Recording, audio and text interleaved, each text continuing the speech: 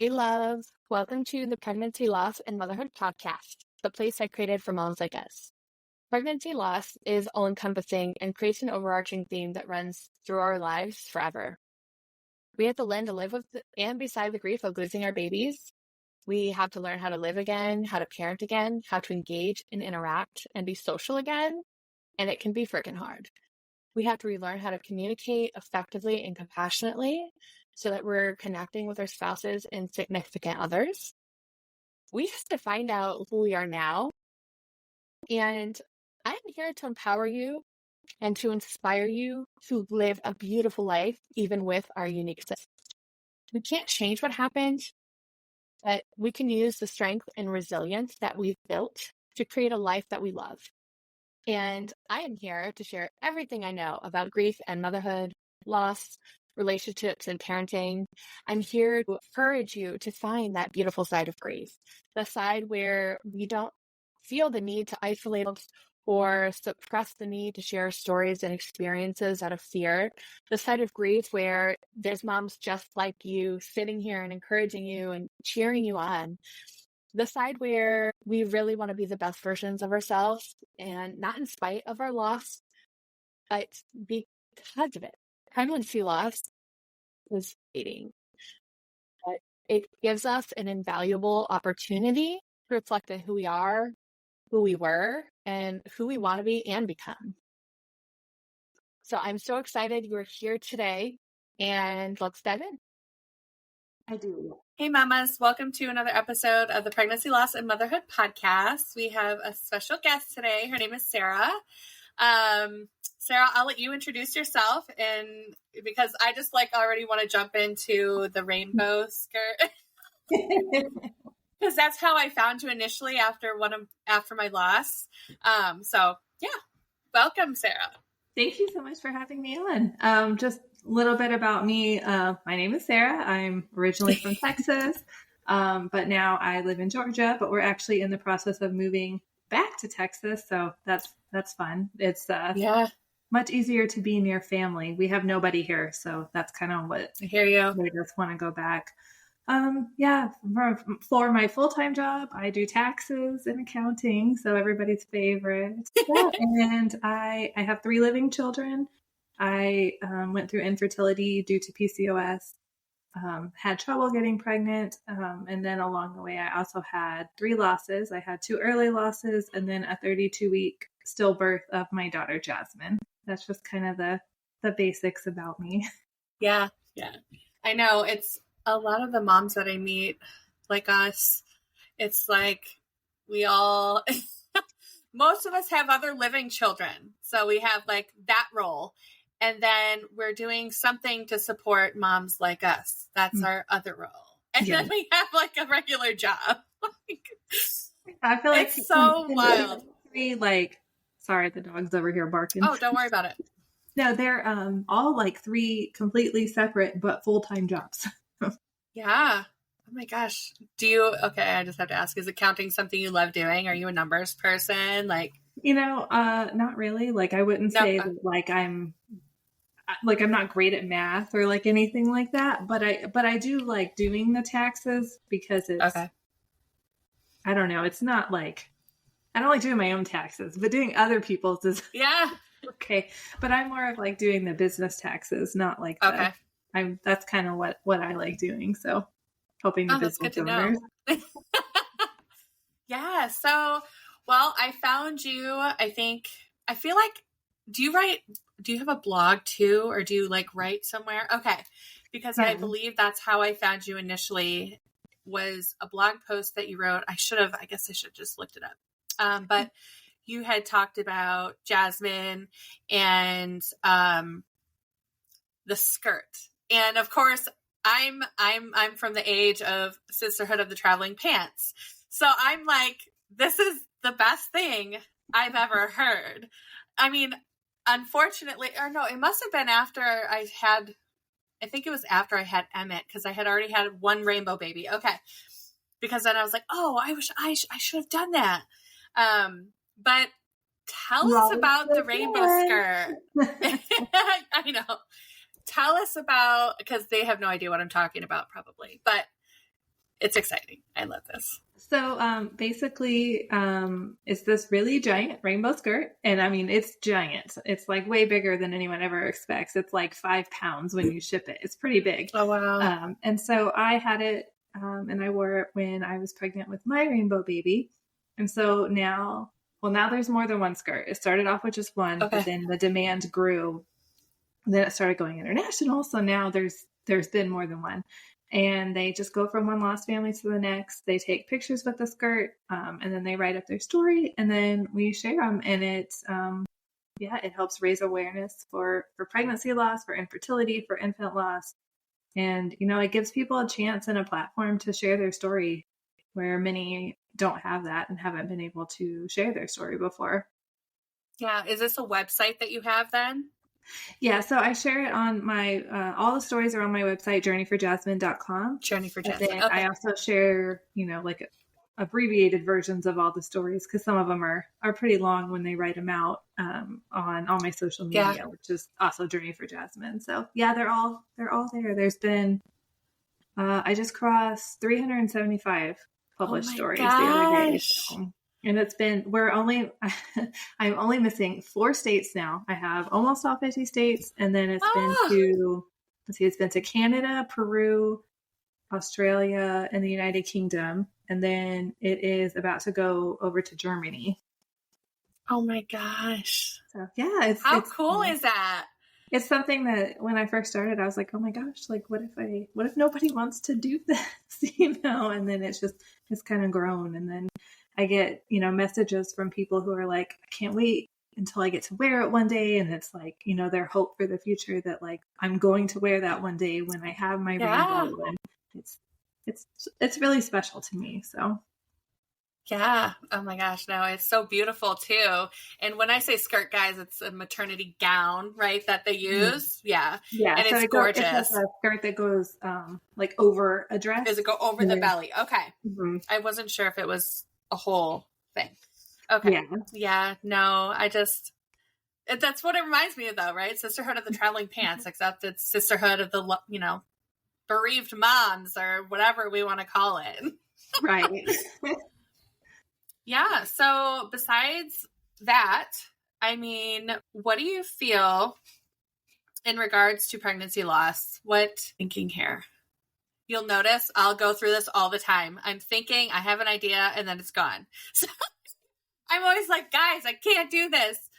I do the same thing. It's okay. It's wild. Like, even if I take my medicine, I'm like, I feel like that's something with the grief and like losing a child is like, I don't think that brain fog for me has ever gone away. I feel like there's just always a certain amount of it. Like, I just always feel like I'm forgetting something. It's like that, it's like that, the seatbelt reminder in the van that goes off when it's like, check the back seat. And I'm like, something, and I guess it's because, I'm missing Evelyn. Like, she should be here. And my brain is like constantly searching. And I don't know. It's just it's weird. Do you experience that at all? Do you have any type of brain fog still or? Yeah, I feel like I do, but it's hard to tell if it's like grief related or ADD related or, But yeah, it's probably a little bit of all of it. I know. I just started doing my ADHD testing, and what I learned is that, which makes sense really, but like PTSD and trauma can mirror ADHD symptoms. So, all the executive functioning and having trouble doing all that, overwhelm, like the emotions and things like that. So I'm like, okay, tomorrow I actually go for the rest of it. And I'm just like, okay, what if I don't even have ADHD, but it's just from the trauma and the PTSD? Like, I didn't know that, like, cause but I was like, okay, I guess that kind of makes sense to me. Yeah. It's one of the things like, yeah, I didn't know that either, but like when you talk about it, it does make sense, Yeah. Well, no. So yeah, on your journey as a mom, so you have, what did you say? You have 3 living children? Yes. How old are they now? So I have my son who just turned 10 last week. And so I struggled with the infertility, before him, but he came first, and then I had my 3 losses. And then I had my rainbow daughter who is going to turn 5 in just a month. And then I had my surprise pot of gold baby who is 16 months. Oh my gosh. Which was crazy after, dealing with PCOS and infertility and cycles that didn't want to cooperate and, on and off like fertility treatment and surprise. And I was like, wow, that happens to other people. That's not the thing that happens to me. So I was like, pretty shocked. It was funny though, because I do know my cycles pretty well, even if they aren't regular. And I was like, uh-oh, like, my period should have started today. I was like, before I took the test, I was kind of sure what the result was going to be, but I was still surprised to see it, if that makes sense. Yeah. I've been working on rebranding all my pregnancy loss education training and all the stuff I do for moms, because I realized I don't have my space for moms and all the stuff I do. So I was working on pregnancy after loss. So that just reminded me, how was your journey with that? After you had your first baby, did you have any problems getting pregnant the first time with your son? I did. I wasn't having cycles at all, but I started doing acupuncture actually, and it immediately regulated my cycles. It was amazing. So we actually did a failed round of treatment, and then I got pregnant naturally the month after that failed round. And then pregnancy with him was great. It was perfect. He came at 39 weeks, and it was all good. So I thought in my head, I was like, okay, and the hard part, we'll be okay. And then I had the 2 early losses, after him. And I was like, okay, surely this is the worst. Okay, I had 2 early losses. I had the infertility and all of that, and then, to get hit with a stillbirth. We actually knew it was the 13-week ultrasound that we found out she had a congenital diaphragmatic hernia, which is a hole in her diaphragm. And that then allows the organs to push up into her chest cavity. And then that compresses her lungs, and it pushes her heart over so her lungs can't develop. And then, later it was 20 something weeks. I don't remember the exact week, but we did an amnio and then found out she also had mosaic trisomy 15. So we knew kind of early on in the pregnancy that there were, issues, but I thought that it was something that she could overcome, and that maybe we would just have a medically complex child. So I never expected to have a stillbirth, And I was like, God, come on, you hit me with the infertility, you hit me with the early losses, now you're going to hit me with this. It's when is enough, Yeah, I never experienced the infertility piece. But I know a lot of people who have, and lately, I don't know why, but everything that I'm learning is about, termination, for medical reasons. And then, what we were just talking about. What were we just talking about? You were just telling me about your pregnancy after loss.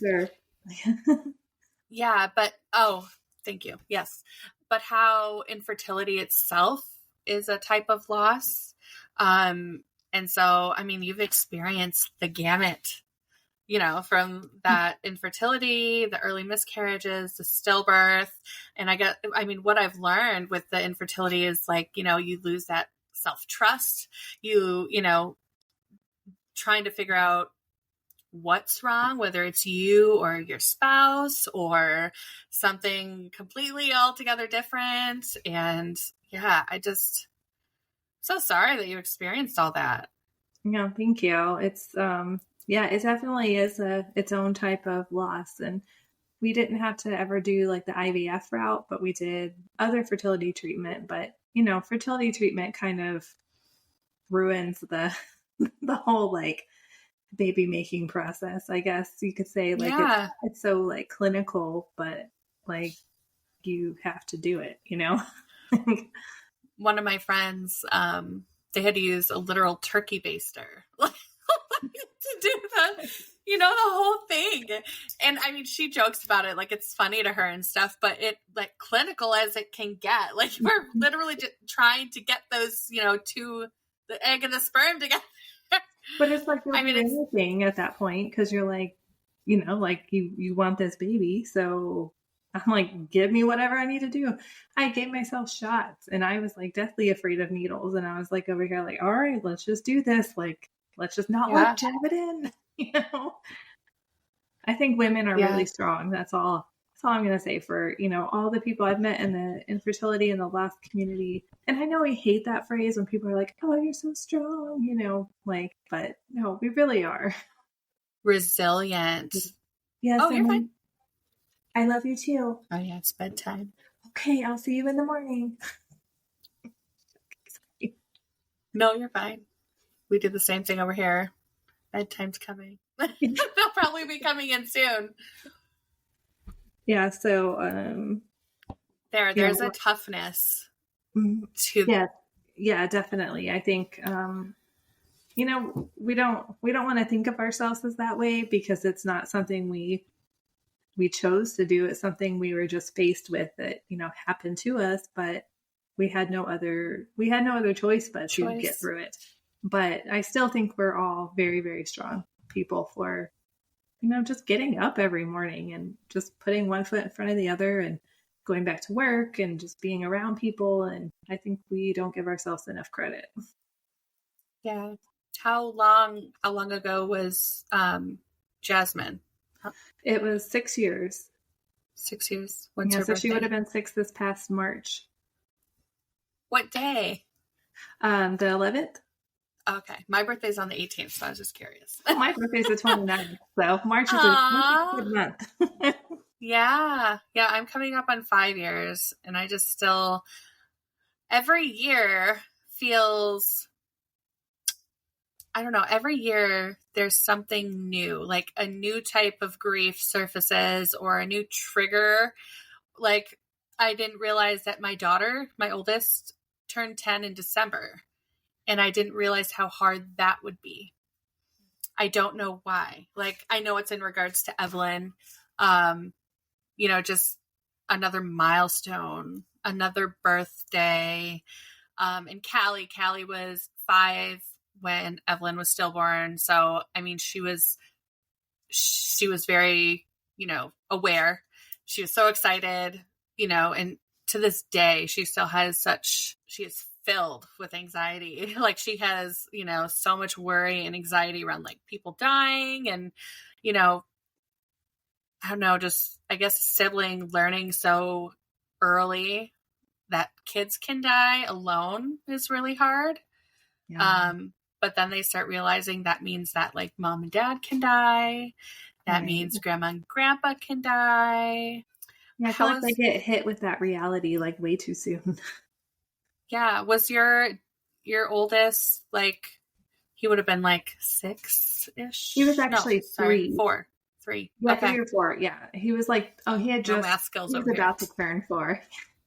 No, it's hard to keep track of all that. He would have been almost 4. So he kind of understood, but not really. But as like time has gone on, he's, asked more questions about it, expressed more sadness about it, more similar to what you were saying, the anxiety about it. What if something happens to me? What if something happens to you? Like just different things like that. So yeah, we've definitely seen the same kinds of things over here. How do you navigate that with him when it comes up? It's really tough because I'm going to be like 100% honest. I've dealt with that anxiety too. Like I have been way more afraid of losing other people in my life after losing Jasmine. I'm just so worried that something's going to happen to my other kids, to my husband, to my parents. Like I've been, and I'm a highly anxious person as it is, like before all this, and it's like just heightened it all after that. So sometimes it's really hard to to answer those questions because I'm like, I don't know how you deal with it because I'm over here dealing with it too. But, I just try to offer the reassurances that, that the condition that she had is not something that we can develop now. It was something that, she already had early on when she was, before she was born, that all of our diaphragms are okay, because we had the same concern about like, would the same thing happen to him?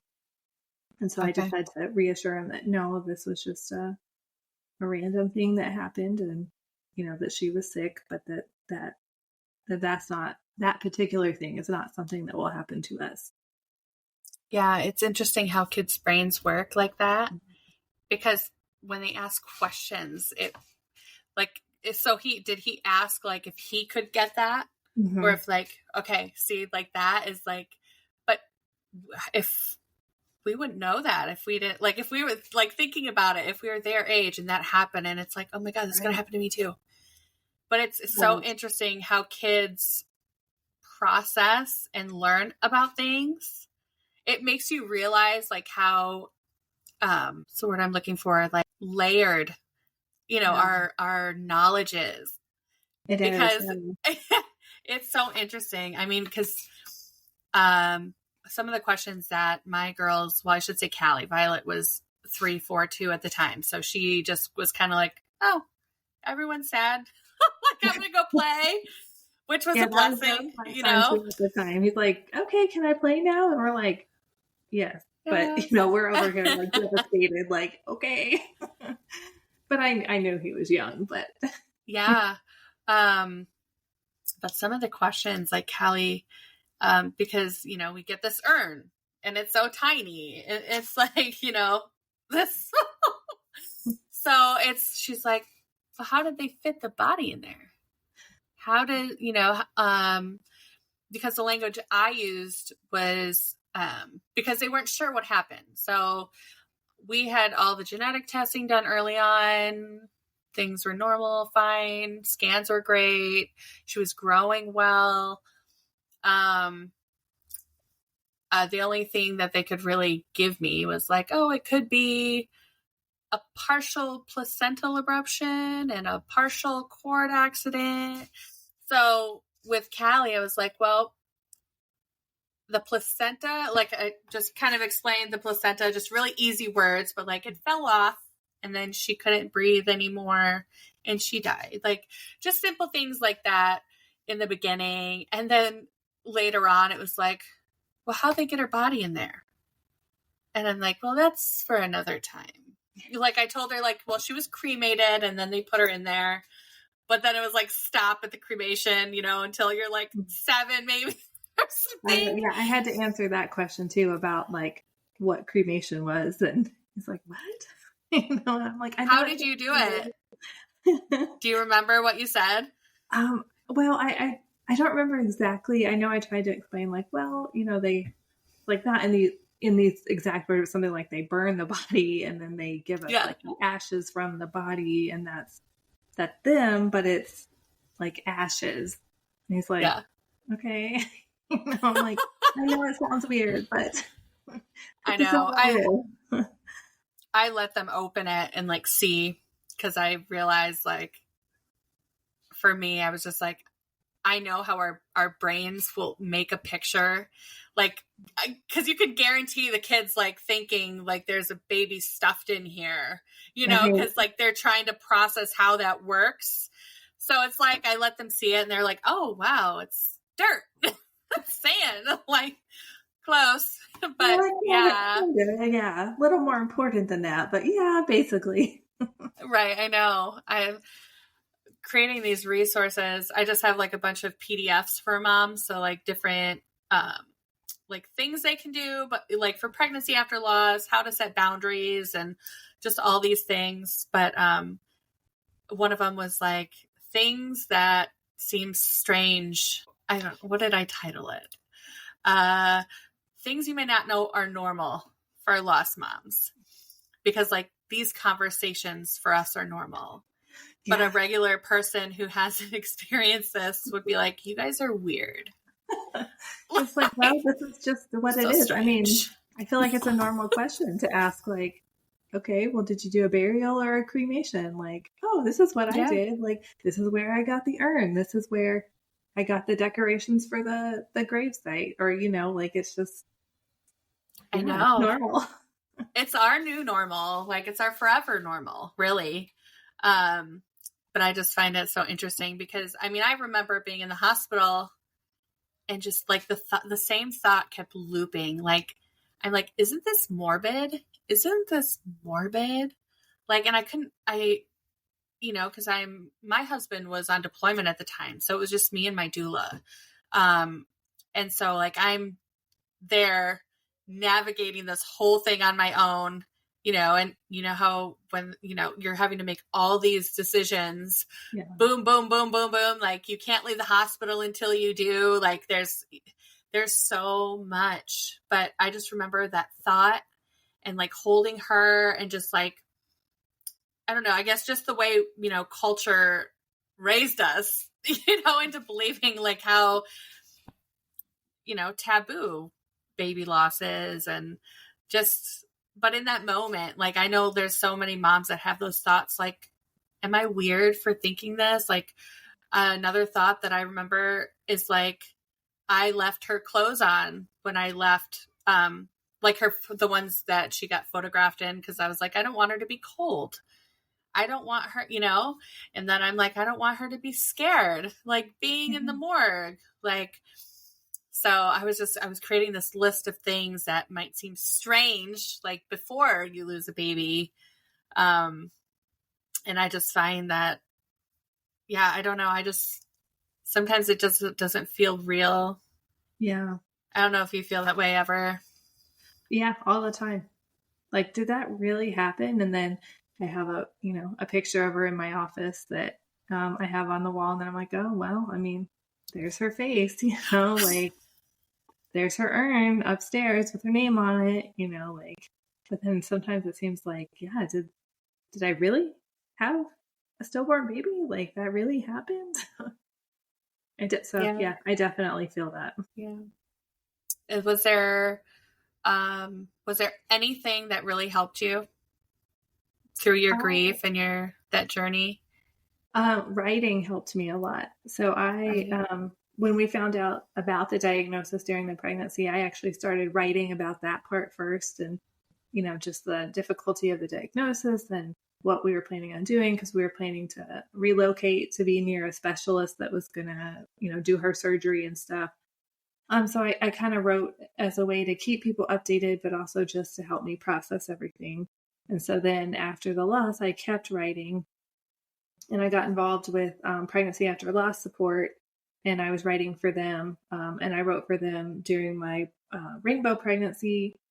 And then I just kept writing after that. But I found it helpful to get it all out, especially when other people would say, oh, like I felt that too. And sometimes when I like make posts on Instagram, like it's like random thoughts that are in my head. Like I made the one about, being afraid that other people in your life would die too. And there was so many other people that could relate to it. And it makes me feel better knowing, oh, my random thoughts aren't just like crazy things that only affect me, Yeah. Did you experience like intrusive thoughts? Like I know you said you being scared of, I had like, for me, it was like vivid ways that my kids would die. Yes. And it's like, it would be so vibrant and like just so real. And it would just be like a daydream, like during the day, like, I wouldn't even be sleeping, but it's like, I have to like, I'm like, no.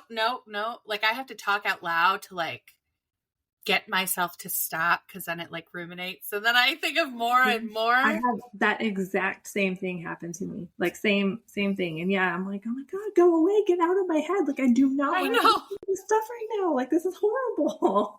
But yeah, it was hard. I actually ended up I was after giving birth to my last daughter, I was struggling with it really bad.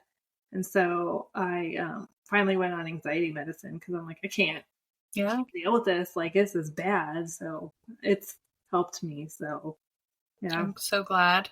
Yeah, it's the worst. I hate it. I'm like, why am I thinking these awful things? Like, where did this even come from? Like I know like even before I had my loss, I know with like postpartum depression and just like mental strain and sadness, like those intrusive thoughts are there. I mean, I had them after I had my other kids or when I was pregnant, but there was just something about how real it became now, I guess, just because the worst has happened, the whole order of life has been thrown out of whack. Like it doesn't even matter anymore. I'm always just like, no, because my parents are still living, but it's like, we know our parents are going to die. They're older than us. Duh. That's life. No, of course, none of us want that to happen. But like the instant, but we expect it. And we have our, however long we have our parents, we've had that long to process the fact that it will eventually happen. And then something like this happens where you don't even realize that your baby could die when you're pregnant. Yeah. I don't ever remember anybody saying anything about that ever, like in my pregnancies. I mean, in the longest, or the first time I was pregnant was 2013. So, I mean, not terribly long ago, but it's still not talked about. Right. I mean, I feel like, most people are just like, okay, you're past the first trimester. You're good. If you're going to bring your baby home. And it's like, yeah, no, that doesn't happen for a lot of people. And that really sucks. I know that people don't want to talk about it because it's scary and we don't want to like scare the pregnant women, but it's like, but then all of us that experience it are over here like, what just happened? Like, what do I do? Like, we're not prepared for it. We don't know how to get through the birth. Like, we don't realize that our milk is going to come in, that we're going to have to go through the same, worst. Like, nobody tells us these things, and that is really unfortunate. Like, I understand we don't want to like scare everybody into thinking that everybody's going to have this happen, but like there needs to be better education so that we're not caught off guard and like just left with not knowing what to do. And not every hospital and not every doctor is supportive, or, they don't give the resources for grief, or, maybe not all of them will give you like handprints and footprints and, like things like that. And then you don't know to ask for them because you don't know and you're not like prepared for that. So I just think somehow there needs to be more education about it. I've thought about it so much, but I'm like, I feel as if though, if you're pregnant, just like anything else, just like if you take your car, like stupid, I know, but taking your car to a mechanic, they inform you about what's going to happen. Like, and then, how can I, that's a terrible, never mind. Okay, we're going to scratch that. That was terrible. I'm trying to put something together and I can't. But being pregnant, like, I don't know, learning about pregnancy in general, we still aren't taught about pregnancy, like for real, for real. Like, yes, you can take childbirth education classes on your own, but that just pertains to childbirth. That's not preparing your mind and your body for pregnancy itself and all the variations of things that can happen. And again, there's that piece of, we don't want to scare pregnant people. We don't want to stress them out because stress is a huge risk factor. But it is a part of informed consent because we can't make the right choices if we don't have all the information. Right. There's got to be a way. There's got to be a way to do it, and because I'm sure doctors and midwives and stuff don't want to do it, don't want to have to be the person that's like, listen, babies can die and that's a terrible thing. But I don't know. I don't know how it would look. A pamphlet, maybe, I mean, we're always getting folders with pamphlets and all the resources we need, I feel like there's got to be some way. Yeah, I don't know exactly what that is, but there, like you said, there has to be something because like I said, we're all just caught off guard. Like, what do I do? How do I, how do I make these decisions? Like, what decisions do I even need to make? Like, how do I, and then we're all just over here like going blind because, yeah, we don't know what we're doing. Did you have access to like a cuddle cot, or did they have a social worker for you, or what was your, that initial bereavement part like? So I will say that the hospital that we gave birth at was the same hospital where I had my son and then later my rainbow daughter. So I had 3 of my 4 kids there. The hospital was amazing. The staff was amazing. That's amazing. I still remember the nurse, Carla, who held my hand through it all. They did not have a cuddle cot. We actually raised money and donated one after we lost Jasmine a few years ago. It was like 2 years ago. And so, yeah, we didn't have that, but they let us spend as much time with her as we needed. That I remember, one of the hardest parts was having to leave the hospital and not take her with me. And I remember one of the nurses there promised she would hold on to her and keep her safe, until the funeral home could take her. So, yeah, all the staff was amazing. They took her handprints, they tried, they called, Now I Lay Me Down to Sleep. They, tried to get us all the things that we could get. So I think overall, like, this sounds weird, but like it was a good experience. Good experience. For like a terrible thing. As good as it could be. Was there anything you wish that you were given or told about that you could do, or did you were you able to bring your son up to visit, or was that something you wanted, or? We chose not to bring him up. And sometimes I regret that. Because he's expressed like he wished he could have met her and things like that. He was only 3, about to be 4. Yeah. And we really struggle. Like, do we bring him up here? Do we not bring him up here? So I do regret that sometimes. I wish we had, but we made the best decision we could at the time. And so I'm doing my best to not like beat myself up over stuff that already happened that I can't change. But I do have regrets about that. And I mean, a thing that sounds like so simple, but I wish I had taken her hat off. Like, so I could actually to keep or to look at her. Like to look at her, like to look at her, but I was just like, it sounds weird, but like, I didn't know I could. So literally same. Like I didn't bring my kids either. Like it didn't even occur to me. It didn't occur to me that I could do that. And then, with that, I'm like, I wish I had pictures of her body. Like, I wish I would have seen, like, because I spent the day with, like, her wrapped up. Like, I gave birth. They handed her to me wrapped, right? And then I just held her for hours. And then my nurse is the one who gave her bath because I just couldn't do it. So, like, she was taken care of, changed, and give it back. And I never really took the time to look at her. Like, and we didn't get to do the bath either. So, that's something I didn't think about. And I even wish like I could have taken her outside or, just walk around with her. Do. And I'm like, these are just things, like I said, because we're not prepared. Like we don't even know that we don't know these things. So. And even if we can't, you know what? Maybe even though we don't, maybe there's really no good way to prepare moms for it. But having every single hospital on the same page on how to treat, like making sure to offer every single thing, all the things. Because there's so many nonprofits that pay for the support for families. Like sometimes I feel like hospitals and insurance companies are just, looking at the bottom line and are like, oh, it's going to cost too much to get a bereavement training in here or whatever the reason is. But it wouldn't be that difficult.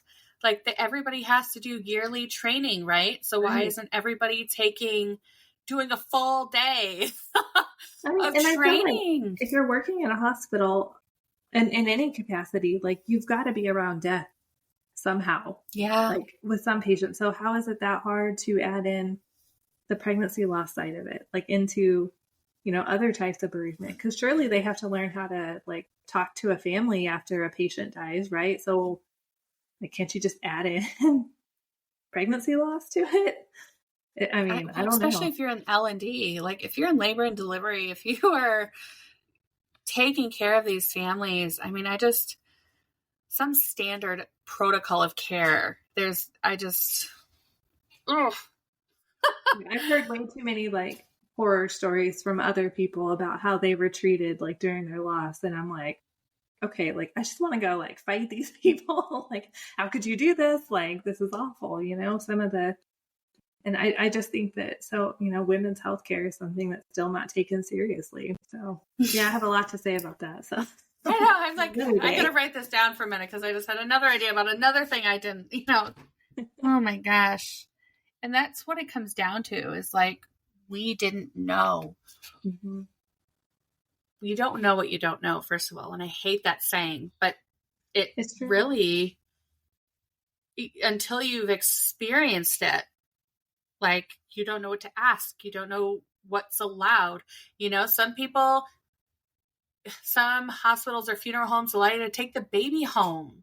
I mean, but nobody is gonna, oh, my baby died. I definitely know I want to take them home with me. I know I need to like get a lock of hair or a print. I need all the changes of clothes. Like, yeah, they're just poor mamas. I just think about that all the time. And lately, I don't know why, but I've just been, well, probably because I do this work, but I've been like drawn. I typically try not to, like, I'm in a bunch of support groups on Facebook and I don't really post in them anymore, but I'll like go on there and just, talk to moms and stuff sometimes, but I've been really drawn to like really read these stories and look at these babies. And like the last 3 nights, my husband's like, what's wrong? And I'm like, I'm just looking at dead babies. And he's like, I don't know how you can do that. I'm like, but I look at them and I'm just like that aching and that longing. And like, especially when like it just happened. Mm-hmm. So it's like, and I mean, sometimes I feel when people, so I think that's the whole conflict with people are like, oh, it's baby loss or pregnancy loss, whatever they want to call it. But specifically when you use the phrase pregnancy loss and how we kind of talked about earlier, how kids' brains, well, just our brains in general will make a picture of something if we don't know what it is. But, okay, where am I going? That's my train of thought I got. Oh, my goodness. Where was I going? What was I just saying? Well, it's gone. I hate that. I do. I have that happen all the time. I'm telling you, it happens all the time. And I'm like, how can you be a podcaster, Valen? How can you do this? No, but so talking about how our brains make things up if we don't have a picture or a pattern to put to something. Oh, God. I'm going to go back and listen to this and I'm going to know what it is. I'm going to be so mad. Anyways, we are getting to our time. And I'm gonna message you though when I remember, and I'm gonna message you. If there was one piece of advice that you could give to moms or dads, what would it be? What would be the most helpful thing that you could say? The most helpful thing, which is something I know we hear over and over and over again, but really it's because it literally is the most important thing, is don't try to go through it alone. Like, you have to have the support of somebody. It could be somebody you know, it could be strangers on the internet. I found strangers on the internet to be the best because they are other lost families that know exactly what you've gone through. But you don't have to be strong and do it by yourself. Like, there's no reason to, so don't. Yeah. I have to say, don't. Thank you. Yeah, I agree. I definitely agree. Well, Sarah, thank you so much for being here. I enjoyed our conversation. you do have an Instagram page, right? Where can people find you on Instagram? It's at Journey for Jasmine. So it's Journey for Jasmine on all social media. It's my website, journeyforjasmine.com. And the podcast is Finding Hope After Loss. Okay, yes. I think that is a very a common search phrase from what I'm finding. So that's great. That's probably how I found you. Probably. Awesome. Okay, well, thank you so much for being here, Sarah. I appreciate you so much. All right, talk later. Thank you for listening to another episode of the Pregnancy, Loss, and Motherhood podcast. If you enjoy this podcast, I really want to ask you to please rate and review and leave a comment. Whatever platform you're listening to, especially on Apple, it helps other moms like us find me, and it puts my podcast towards the top when people search. And although my podcast is already being received internationally, I really want to get as far reach as possible and help as many moms as we can. And also, if you are a mom looking for resources, you can head to my website at www.pregnancyLossEducation.com, and there's a tab just for you. I've created products like a coloring book and journal, and there's tons of free resources for you. And I'm currently working on a very exciting membership program just for moms like us.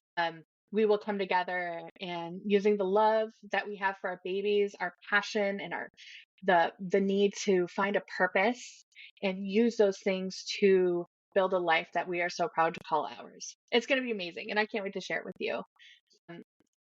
Make sure when you are on the website to sign up for the newsletter. You can find that at the bottom of the page. That way you're the first to know when it goes live. I'm going to be doing a founder's launch, and it's going to be amazing. You can also find the coloring book and journal on Amazon by just typing in Pregnancy Loss Journal or Pregnancy Loss Affirmation Coloring Book.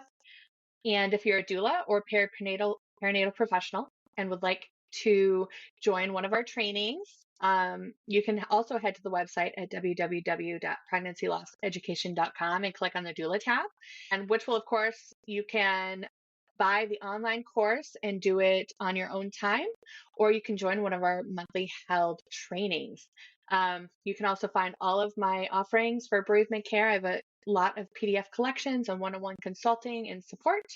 And I also help build up bereavement businesses. And you can find all of these on the website as well. I'm so happy that you're here. I'm so happy that I'm able to support you. I'll see you next week.